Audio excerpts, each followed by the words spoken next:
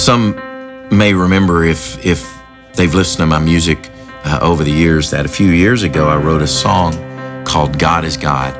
And the chorus went basically to say, God is God and I am not. I can only see a part of the picture he's painting.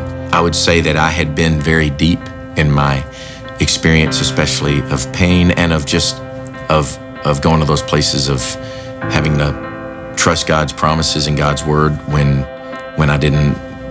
it didn't make a lot of sense. The experience of what happened with my family in May of 2008, my wife would say it like this. She'd say, you know, it's like I went all the way to the bottom, but I found out that the bottom is solid. But what I found is that God, you really are God. You are the one alone in greatness. And so the song One True God really comes from that place for me of saying that God,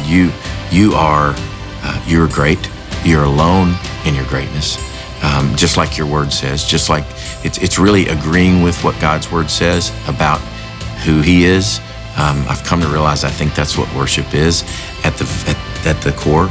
It's not an experience. It's not a warm fuzzy. It's not an experience. It's agreeing with God for me at some of the darkest places and hearing my own voice sing or say or yell or scream or whisper or cry. God, this is what your word says, and I've got 1,000 voices in my head. You don't change. You're the same. You rose in power. You reign forever. You're on the throne. You're sovereign. You speak with thunder and fire, but you whisper to our hearts. I mean, you're powerful. You're almighty, but you're all good. And that's what I hope people will be encouraged by with the song One True God.